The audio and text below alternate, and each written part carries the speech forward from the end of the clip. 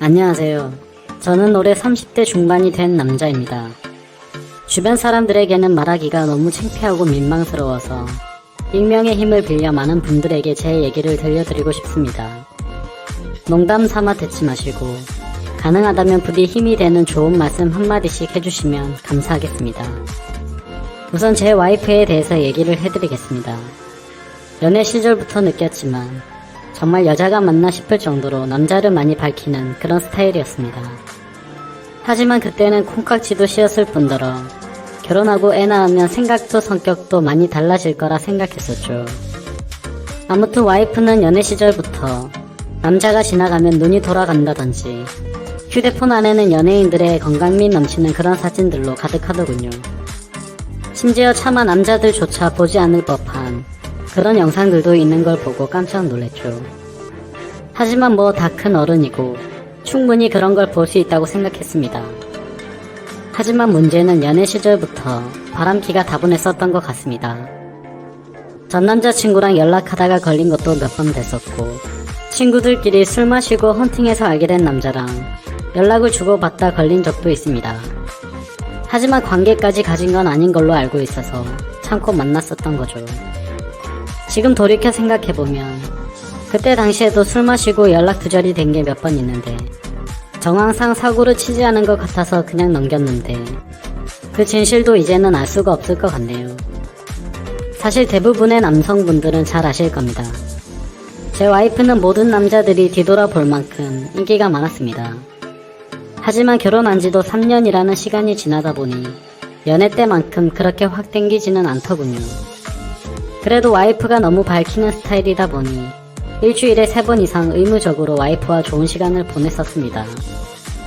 저희 부부에게는 아내의 욕구가 강하다는 거 말고 정말 서로 아무 문제 없는 그냥 평범한 대한민국의 30대 초반에 앞날을 생각하며 열심히 살아가는 부부였습니다. 그렇게 저희는 평범하게 잘 지내다 제가 장기 출장을 가게 되었습니다. 한 반년 정도를 지방으로 가게 됐었던 거죠. 가기 전부터 와이프는 난리가 났습니다. 자신도 회사를 그만두고 따라갈까라고 물어보며 6개월 동안 혼자서 지내면 외로워서 미쳐버릴지도 모른다고 하더군요. 참으로 답답한 소리를 하는 아내가 황당했죠. 일을 그만두면 직장이 바로 구해지지도 않을 뿐더러 저희가 신혼부부도 아니고 6개월을 못 기다려서 일까지 그만두고 따라온다니 저는 많이 당황스러웠죠. 그래서 굳이 혼자 있어서 외로운 거면 친정이라도 가 있으라고 했습니다. 길다면 길고 짧다면 짧은 시간이지만 와이프는 계속해서 직장까지 그만두고 따라가겠다고 아주 성화를 부렸습니다. 그때까지만 해도 6개월 동안 자주 보면 되겠지, 무슨 문제라도 생기겠어 라는 마음으로 저는 너무 안일하게 생각했었습니다. 아니 어찌 보면 제 와이프의 실상을 알게 되어서 다행이라면 다행이겠네요. 처음에는 와이프가 참으로 지극정성이었습니다. 제가 출장을 간 곳이 차로 왕복 6시간이 넘게 걸리는 곳인데 한 달 동안은 거의 매주 제 숙소로 찾아오더군요.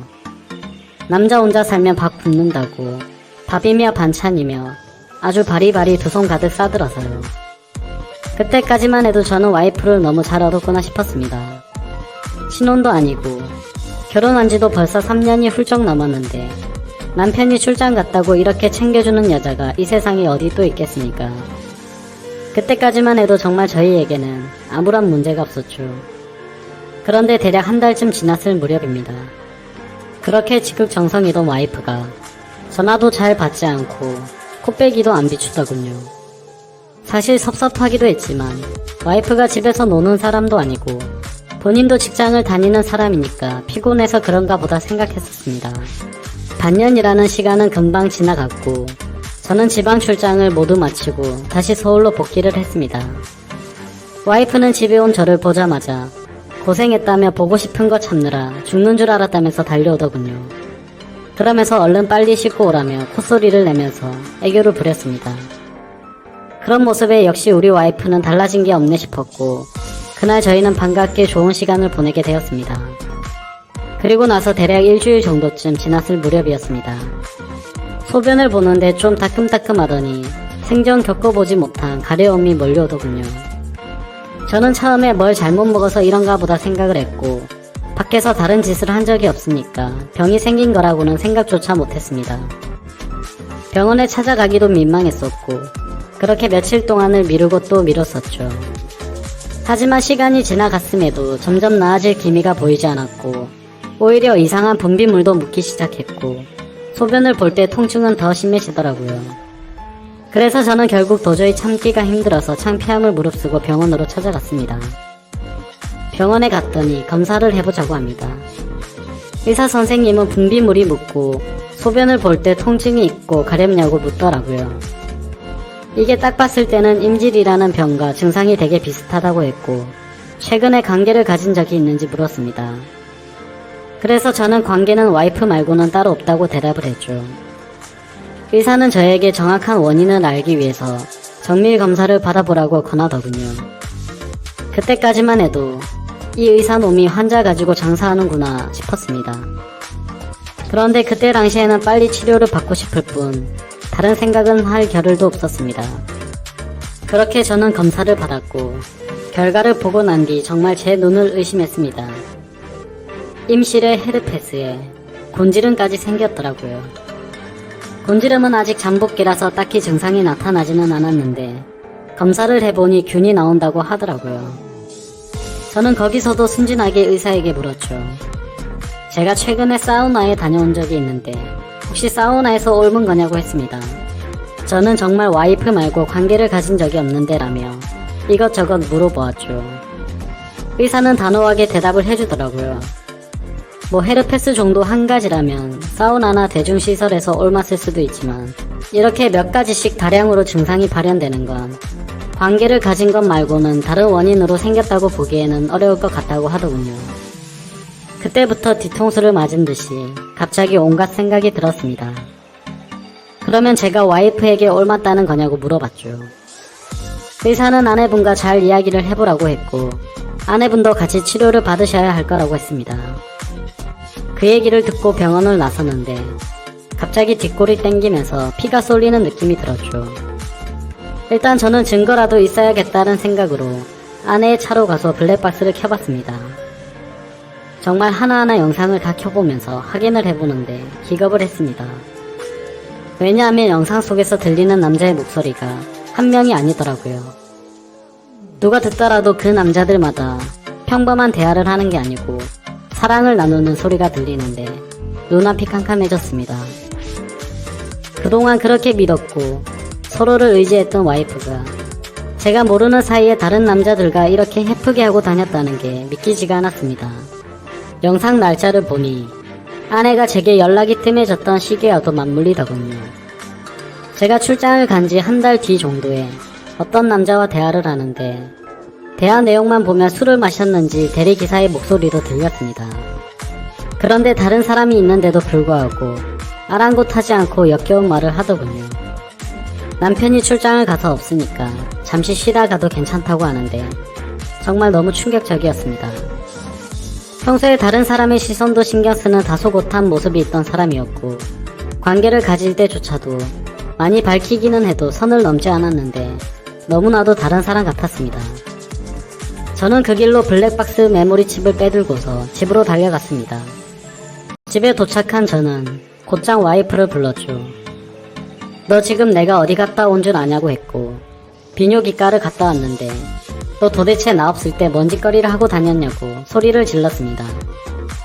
제가 막 소리를 지르면서 화를 내니까 와이프는 덜덜 떨면서 무슨 소리냐고 자신이 무슨 짓을 했다고 이러냐고 변명을 하더군요. 그래서 다시 물었습니다. 아무 일도 없는데 갑자기 내 몸에 임질에 헤르페스에 거기다 곤지름까지 생기냐고 했고 나는 너 말고 다른 여자와 잔 적이 없는데 그럼 이 병은 갑자기 하늘에서 뚝 떨어진 거냐고 했습니다. 내가 1년을 자리 비운 것도 아니고 고작 6개월 비었을 뿐인데 그새를 못 참고 딴 놈이랑 붙어 먹었냐고 말했고 거짓말 할 생각은 하지 말라며 블랙박스 메모리 칩을 내려놨습니다. 지금부터 거짓말 할 생각하지 말고 솔직히 말하라고 더 크게 소리를 질렀습니다.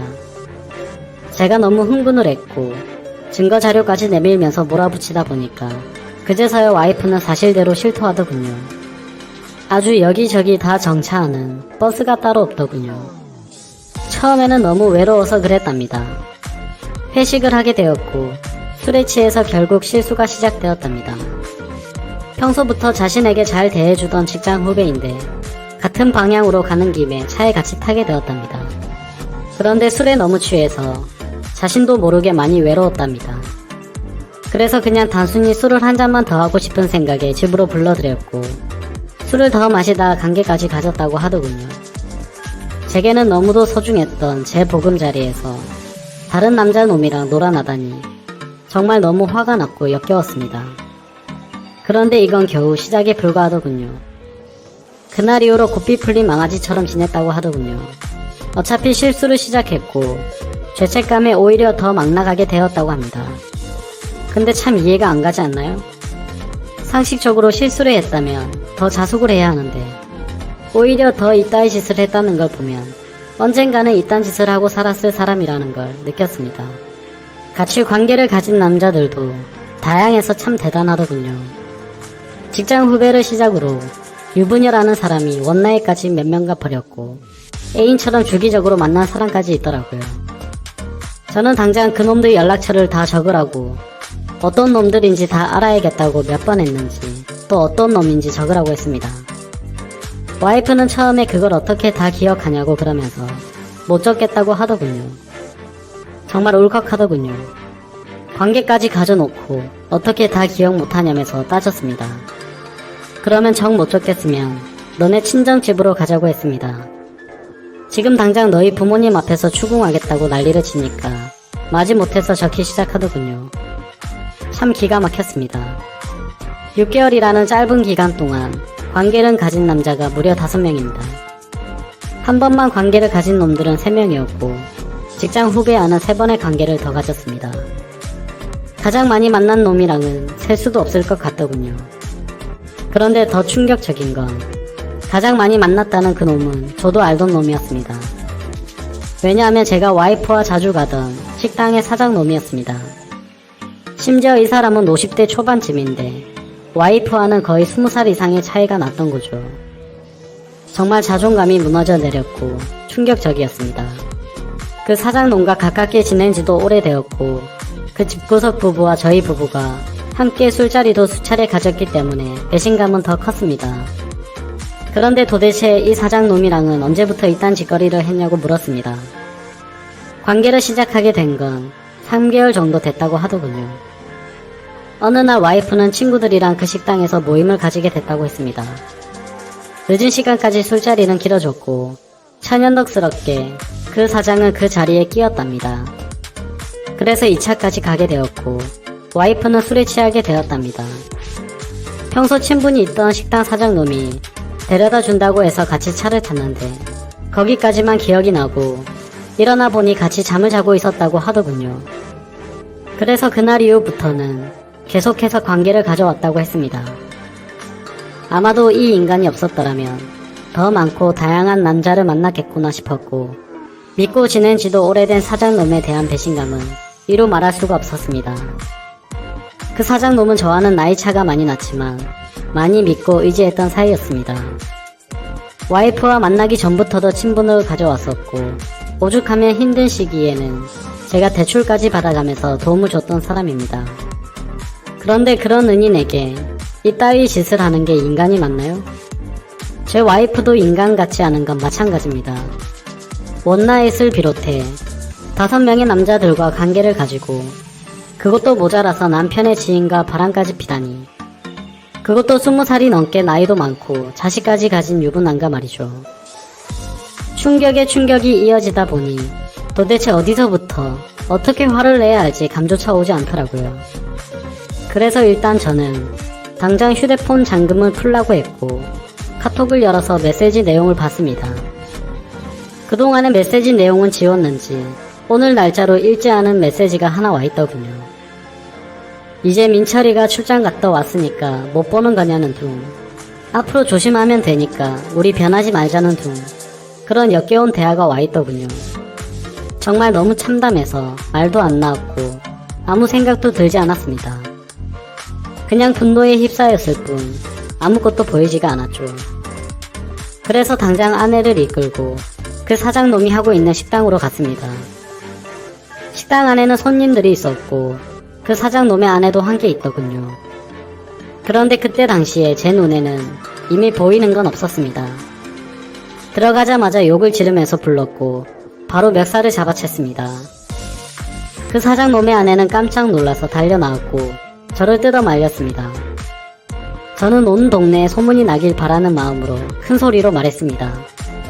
이 인간 같지도 않은 인간이 무슨 짓을 했는지 아냐고요. 제가 출장을 간 사이에 제 와이프랑 바람 피우고 붙어먹은 지 3개월이 됐다고 말해줬습니다. 와이프는 옆에 서서 울고 있었고 그 사장놈의 아내도 충격을 먹었는지 저보다 더 화를 내면서 남편을 밀치고 멱살을 잡고 난리가 났습니다.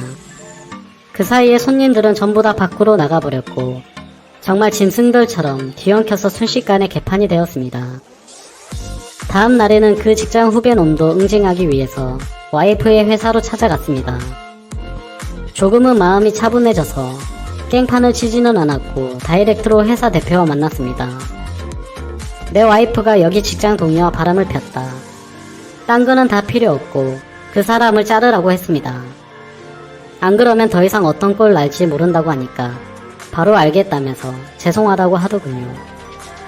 당연히 와이프도 이 회사에서 그냥 내보내라고 했습니다. 그딴 인간들 여기에 둬봤자 여기에 도움될 거 없을 거니까 알아서 하라고 했죠. 와이프와는 이혼을 해야겠다는 생각으로 당분간 얼굴도 마주치지 말자고 했고 집에서 내쫓아 버렸습니다. 저 또한 맨정신으로 버틸 수가 없어서 회사에는 잘 얘기해서 휴가를 냈고 며칠 동안 집에 박혀서 술만 마시고 있었습니다. 옛날 생각도 나고 어떻게 이렇게 됐는지 웃다 울다 사람이 미쳐가는 게 한순간이더군요. 그렇게 3일 정도 지났을 무렵 그 사장놈에게서 메시지가 왔습니다. 저에게 사과를 해도 모자를 파네 오히려 뻔뻔하게 욕을 하더라고요. 조용히 일 처리를 하면 되지 굳이 그렇게까지 해야 했냐고 하면서요. 본인도 이혼 소송 진행 중이고 가게도 문을 닫게 됐다면서 징징거리는데 본인이 일을 저질러 놓고 저더러 어쩌라는 건지 역겹고 짜증이 나서 저도 같이 싸웠습니다. 저는 너 같은 인간 말종이랑 말 섞기 싫으니까 헛소리 그만하라고 말했고 그동안 내가 너한테 빌려줬던 돈을 이번 주 내로 당장 다 갚으라고 했습니다. 그러니까 돈이 없다면서 배째라고 말하더군요. 나이 50이 넘어서도 이따위 짓을 하는데 어떻게 이런 인간이랑 연락을 해오며 살았을까 제 스스로에게도 화가 났습니다. 그때부터 이 인간 같지도 않은 놈이 저를 약올리기 위해서 비아냥거리기 시작하더군요. 제 와이프가 이렇게 해줬다 저렇게 해줬다부터 시작해서 또다시 저는 충격적인 얘기를 듣게 되었습니다. 참으로 파고 또 파도 끝이 없었네요. 너도 내 덕분에 이혼하게 된 걸 다행으로 알라면서 말하는데 지 친구 놈과 셋이서도 관계를 가졌다고 말하더군요. 진짜 이런 인간이었나 싶고 사람의 이중성에 환멸을 느꼈습니다. 와이프와 저는 연애 시절부터 결혼까지 거의 6년이라는 시간을 함께 했습니다. 제가 알던 와이프가 맞나 싶을 정도로 또다시 큰 충격을 받게 되었죠. 그리고 이런 게 현실적으로 있을 수 있는 일인가 싶었습니다. 저는 곧바로 와이프에게 전화를 했고 이 말이 사실이냐고 물었죠. 그러자 한참을 말없이 가만히 있더군요. 그래서 저는 왜 말을 못하냐고 하니까 한숨을 푹 쉬더니 적당히 하라면서 적반하장으로 짜증을 내기 시작하더군요. 그러면서 내가 뭘 했건 이제 너랑 나랑 상관없는데 왜 자꾸 묻냐고 했습니다. 솔직히 당연히 이혼은 계속 진행했겠지만 조금이라도 고민을 안 했다면 거짓말이겠죠. 그만큼 많이 사랑했었기에 일말의 가능성을 생각했는데 전부 다 제 착각이었습니다. 아니 오히려 다행이라고 생각해야겠네요. 마지막까지 제대로 된 실체를 보여줘서 미련 없이 끝낼 수 있겠구나 싶었으니까요. 이렇게 말도 안 되는 사건이 일어난 지도 고작 일주일이 지났네요. 저는 지금 와이프와 이혼 절차를 밟고 있습니다. 와이프와 직장 후배 놈은 그 회사에서 잘리게 되었고요. 아직까지 해결이 안 된 문제는 그렇게 믿고 지냈던 사장놈입니다. 제게 빌려가서 갚지 않은 돈만 원금 2천만 원이 넘습니다. 이런 일은 태어나서 처음 겪다 보니 어떻게 해야 할지 머리가 어지럽네요. 일단 법적으로 어떻게 해서든 이 인간에게서도 최대한의 고통을 주고 싶습니다. 어떻게 해야 이 인간도 피눈물 흘리면서 후회할 수 있게 만들 수 있을까요? 세상에 이런 일들이 일어나리라고 절대로 생각조차 못했는데 제게도 이런 일이 일어나네요. 아마도 다들 드라마나 영화에서나 일어나는 일이라고 생각하실지 몰라도 생각보다 이런 불륜 사건들은 한 해에도 수도 없이 일어난다고 하더라고요. 다른 사람들은 저처럼 너무 사람들을 믿어서 상처받는 일이 없었으면 하는 바람입니다. 그리고 어떻게 해야 그 사장놈을 응징할 수가 있을까요? 비열하게 비웃고 조롱하는 그 사장놈을 절실하게 응징하고 싶습니다. 제발 좀 방법이 있다면 알려주세요.